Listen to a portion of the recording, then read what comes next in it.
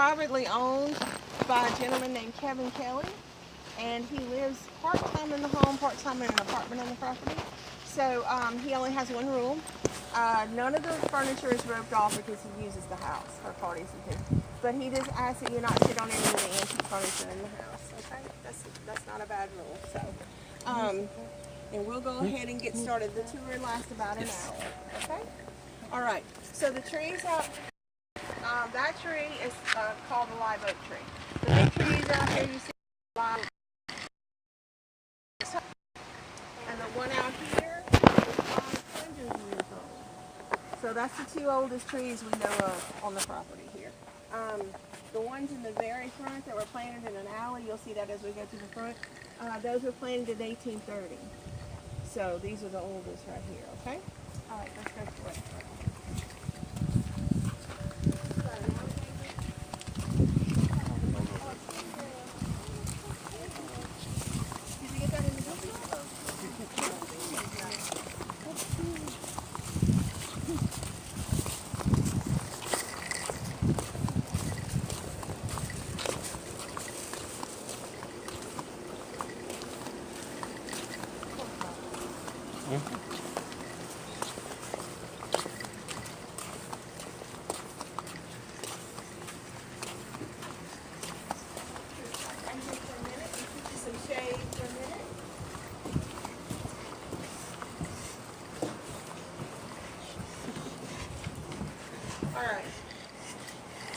Talk us a little bit about the house before we go in. The red house down here was built in 1774. That's the one behind you there. Two gentlemen came here from New Orleans looking for a spot to build a trading post where they could trade with people going up and down the river. And they came to our land, and it was up on high ground, and they wanted it. And long story short, they got it. They traded with the Houma Indian tribe who was living here. And they traded them $150 in goods for over 300,000 acres of the Indians right here. Not a great deal for the Indians. But the Indians took it, they left their land, and settled in a town that we now call Houma, Louisiana, named after the Houma Indians. And we still have some Houma Indian descendants there in Houma, Louisiana. Now, our plantation here, it has a story. It was built in different sections over different periods of time. Starting with the first house that was here in 1805. They built it right here where these two windows are. It's 2 rooms with a little central hall. Then they built on in 1817, 2 more rooms with a central hall, right in this area. So the first house is right in this area. And then in 1829, a gentleman came here from South Carolina. His name was General Wayne Hampton. And he came here because he heard sugarcane production was doing pretty well in this area. It was doing extremely well. So he came here to try his hand at the sugarcane. He already had a cotton plantation in South Carolina where he was doing extremely well with cotton, but he wanted to try sugarcane. So he came here and built a plantation around the house that was already here. So we basically have a house inside a house inside a house. Okay? Now, when the whole plantation was completed, it was all homemade brick and homemade mortar. And that mortar is what we call a bussiage here in the Deep South. Bussiage, okay?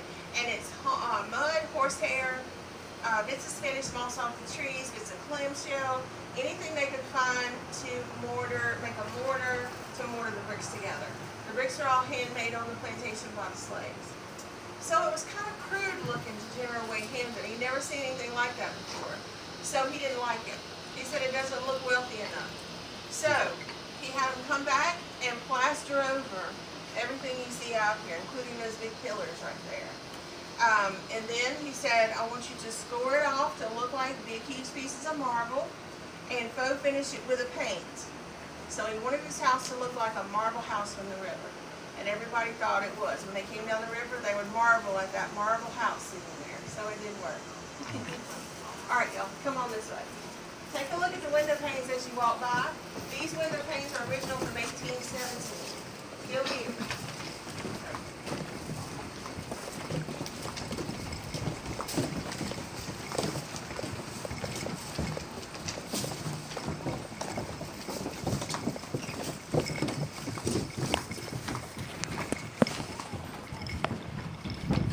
That's probably the 500er, I would wager. All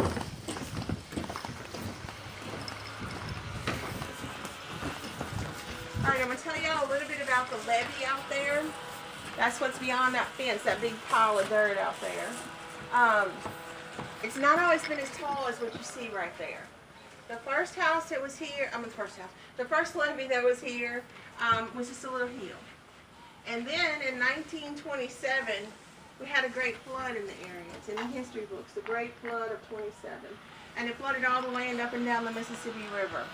And so in 1930, the Army Corps of Engineers in our area decides to build the levee taller to hold back the water. When they do that, they decide to cut it straighter. They cut the road in front of it, and they cut through a lot of property around here. Nobody was living in this house at the time, so they took down 16 of our 24 trees to build the levee. So we had 24 oak trees before that going all the way out to the Mississippi River, and they cut them all down. But it would have flooded by now, we know. This house probably wouldn't be here, so it was either the trees or the house, so they took the trees. So I'd like to have both. All right, y'all, come on in here. We have air conditioning, and I'm so glad.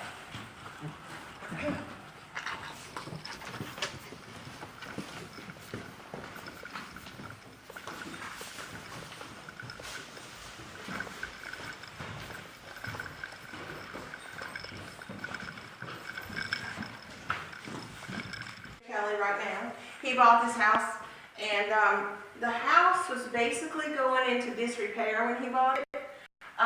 There are two elderly ladies living here as a home, and can you imagine keeping this big old thing up as your home?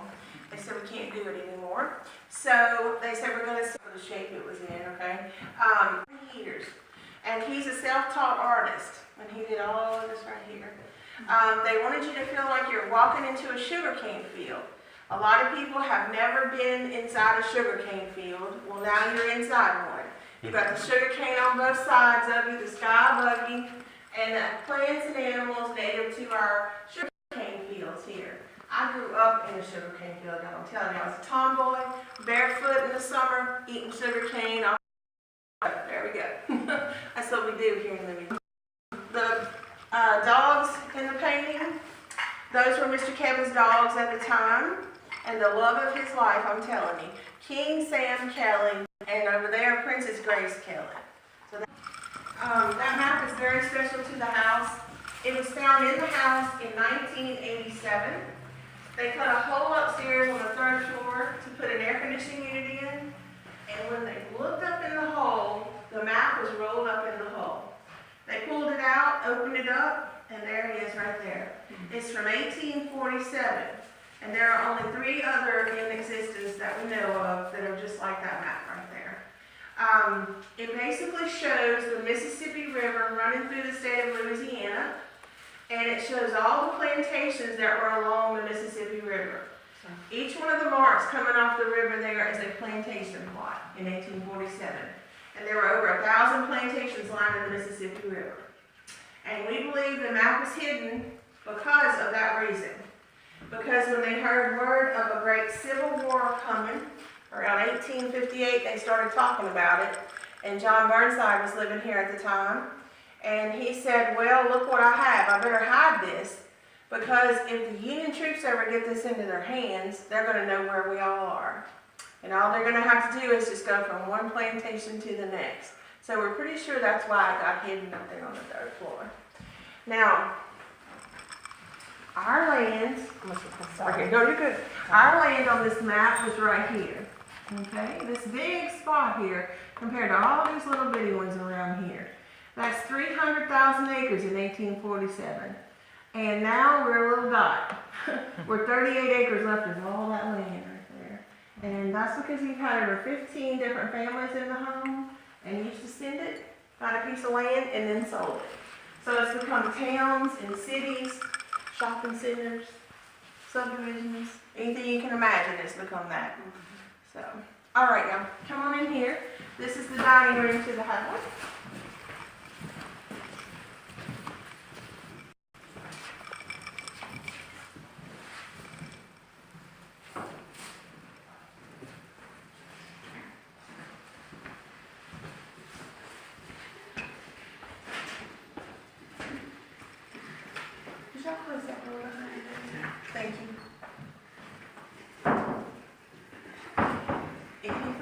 Maggie and Sam are in here all the time, so Okay, good. the dogs are in here all the time. I'm just saying, you might be smelling them. All right, this is the dining room, and this is the way the dining room looked in 1830. Kevin put it back that way. When he bought the house, this room would have been turned into a library, so he did a whole lot of work. The table and chairs are original to this house from 1830.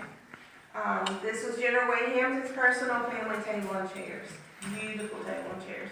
Now, do you notice how short they are to the floor here? Very short. The people were very short. The ladies were 4'8" to 5 foot tall, and the gentlemen just a little bit taller, 5'1" to 5'3". So they're very short people.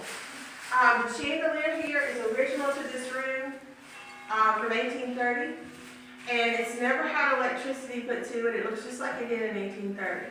So they would light all these candles here, and all those prisms and spears would go off of that light.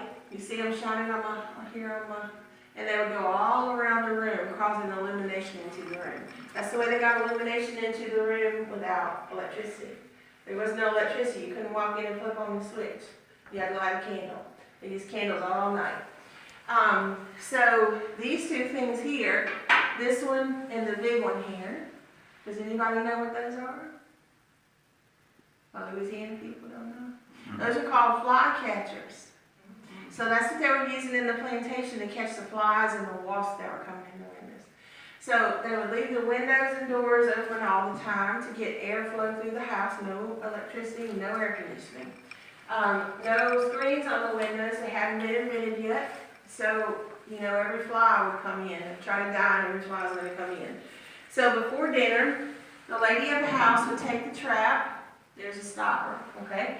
Take the stopper off, and she would have a mixture of sugar water and arsenic poisoning with her. And she would pour that sugar water and arsenic poisoning down in here. This is a well to hold the water. This open hole goes to the outside. So once you put the stopper in, they're pretty much done for when they get in there. They go in here, up through the hole, can't get out, fall back down in there, their wings get wet, and they drown. So there's the fly catcher for you. The mantles in the house, you're going to see 10 of these as we go throughout the house. They are fine Italian marble. And this marble was shipped here from Italy and then hand carved on the plantation by the slaves. General Wade Hampton brought some of the slaves with him from his other plantation in South Carolina because they'd already built his plantation there. So they already had a trade, a skill set. Some of them could do this. Some of them could build the floors, different things like that. So the slaves did all of the carving on the mantel places. And up here in the two cases, we have some original china to the house. And that was Miss Mary Hampton's personal family china there. When they finished the house in 1830, Miss Mary said, well, I need china now for my house. So she ordered 700 pieces of china from Paris, France. That's Limoges china. And she thought she needed all that for her house here. 700 pieces. She also had them put Houma on some of the plates because that's what they were going to name the house after the Houma Indian tribe. Okay? Now the next room we're going into here is called the ladies' parlor. So this is where the ladies would have gone after dinner. We would send the gentlemen over across the hall, ladies, where they could smoke cigars and talk politics and drink drinks. We never did that in here, okay? All right, come on in here.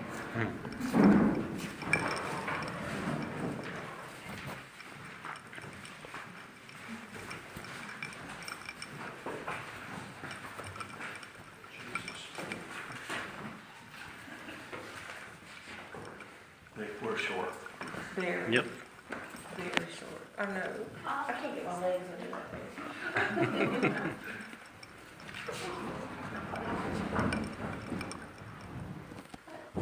Okay. All right, so this is where the ladies would have come to have some peace, I call it. Away from the gentlemen. They could play the piano, do a little stitching, and gossip a little bit in here while they're over there doing their thing. The piano here, this piano has been in this house since 1901. It is a Steinway piano, and it's from Hamburg, Germany. And only 22 of these were made in Germany in 1901. And that's one of them. It still has all the original ivory keys on the piano there. Beautiful. Does anybody play the piano that wants to play this time right here? Nobody? I haven't had a taker in like 3 weeks. It's real beautiful when somebody plays it.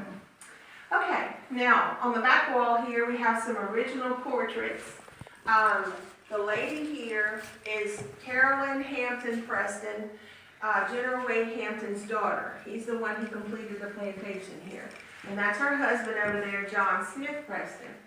Now, the Prestons came here when her dad passed away in 1835. And they stayed here about 18 years, working the sugar cane, made a lot of money, and then sold it. And they sold it to a gentleman from New Orleans named John Burnside. And he bought it for $1 million in 1858. That's a whole lot of money. It's about $88 million in our world today. Okay, that brings it a lot closer to us, $88 million. So what John got was the house, the land, and over 550 slaves that the Prestons had that went forward with the sale. So that's what he got for his $1 million. All right, the clock here is original to the house. That was John Burnside's clock.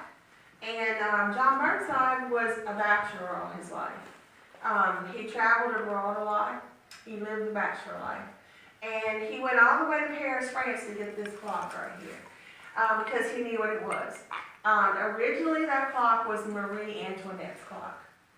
And he had the paperwork stating that, and we have the paperwork. So that was Marie Antoinette's clock. It is gold, solid gold clock there. I know, that's what I said.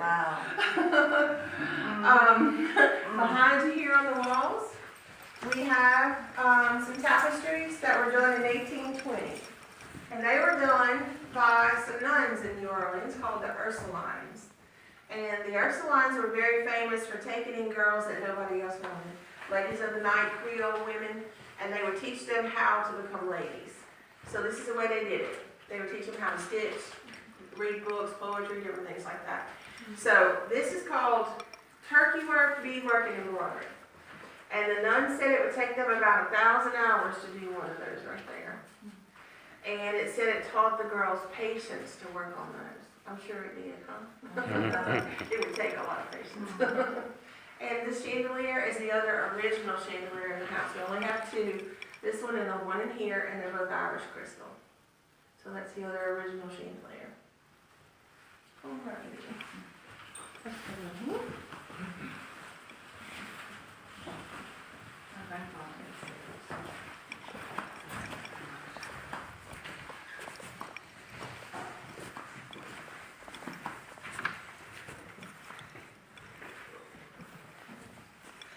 Man cave area. Oh, yeah. Man cave. Early.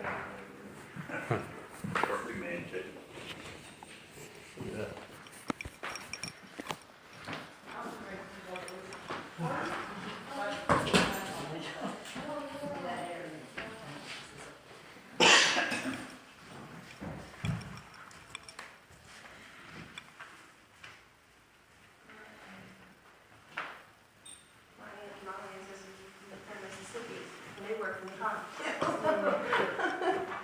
So you just never know, you know? I did as a kid. Did you?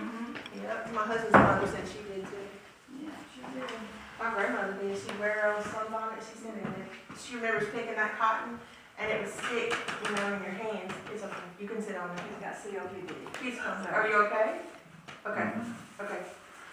All right, so this room is what we call the gentleman's parlor, and what am I gonna say? Oh, the smoke of the cigars. Everything would be darker because of the cigar smoke. Paint, the trim, that's the same white trim you saw in there, except it's painted like wood in here. Because that cigar smoke will yellow everything. So they just painted everything darker. The table in the corner over here, that is original to the house. That was John Burnside's poker table. He bought that in 1860. And it's all inlaid with rosewood along the bottom there. It's a very pretty table. And over there in the corner, President Lincoln. Now normally you would not see President Lincoln in a plantation around here. But Mr. Kevin went to an auction and he found that statue there, that sculpture. And he said it looked about the color of that dog sitting beside him right there. He thought he was a bronze piece, basically. He brought him for very little, brought him home, started cleaning the dust off of him, and he cleaned real hard on one of his knees, and it started turning silver. So now he wonders, what in the world is this, okay? So he takes it to a silversmith, he has it all cleaned up, and they told him that it was 68 pounds of solid sterling silver. Also, on the bench there, they came across a signature of the sculptor, and it was Mr. Gotson Borglum. And Mr. Borglum sculpted our Mount Rushmore here in the United States. That's the one with all the presidents' heads on it. So now he's basically priceless because of that signature. There is one in the museum at Mount Rushmore, but they say there's not many others because they think they got melted down before during the Depression, when they were melting everything down for the war, you know. So he's very special to us over there. 2 weeks ago, he was valued at $22,000 for the silver only. So, I know. All right.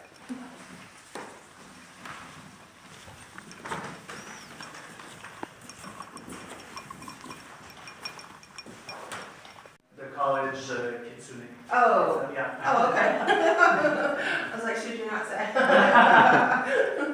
All right. This room is called the billiard room or the game room of the house for the gentlemen.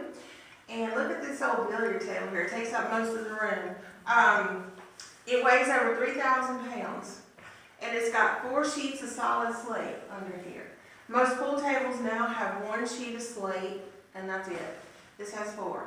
And it has ivory inlays along the bottom and, rosewood inlays and ivory inlays on the top here. Very beautiful table. And on that table behind you there are some jars. And those jars were called apothecary jars. They're very pretty, but the names are kind of strange to us now.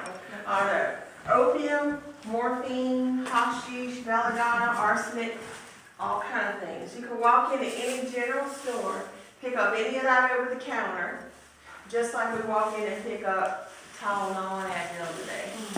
They use it for, they said, medicinal purpose. I have a nifty little game there. It was called a horse race game. And it was for the gentlemen, so of course they could bet on the horse races if they couldn't go to a horse race. They loved horse races. They had a horse race track right down the road here. So they would take these horses and they would line up the horses at the gates and then bet on their horse and then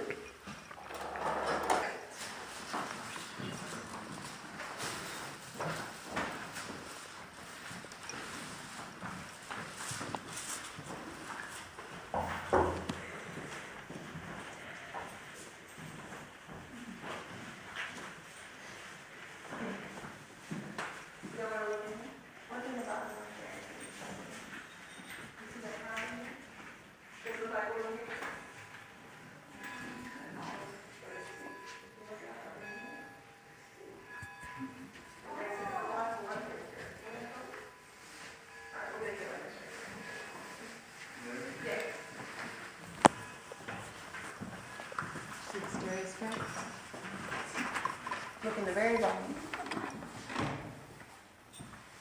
In stereo, where about? This is the ladies' afternoon coffee and tea service, and that's from the early 1800s there. No white show, and I thought it sounded good.